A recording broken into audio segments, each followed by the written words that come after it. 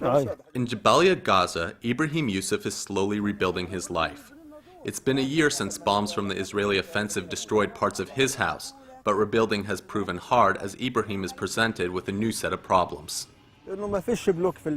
There are no materials to help rebuild throughout the country. We try to get our work done, but we are clueless about what to do. During Operation Cast Lead, many buildings in Jabalia were occupied and destroyed by Israeli forces, and now with the Israeli blockade on Gaza, getting the resources to rebuild has been difficult. This leaves him with two options. The first is getting the products through the tunnels. The cement is very expensive.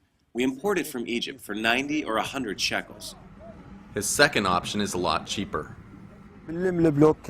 We come to collect the rocks that are destroyed. Like this one, we pile them up and take them to the cement factory, which grinds them and makes new ones. Just down the hill from Ibrahim's house, workers are dismantling buildings destroyed by a bomb.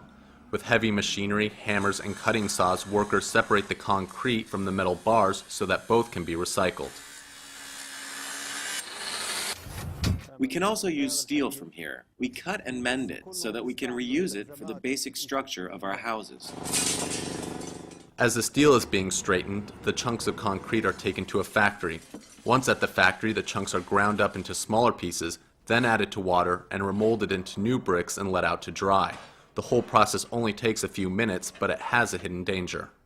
This is the final product, but because these blocks are made from recycled materials, engineers here in Gaza City warn that these blocks are not as structurally sound. The blocks are not as strong as the ones that come from Israel.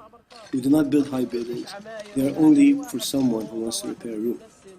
Plant manager Ashraf says some people aren't listening to his warnings and worries about the families that use these blocks to build new homes or larger buildings.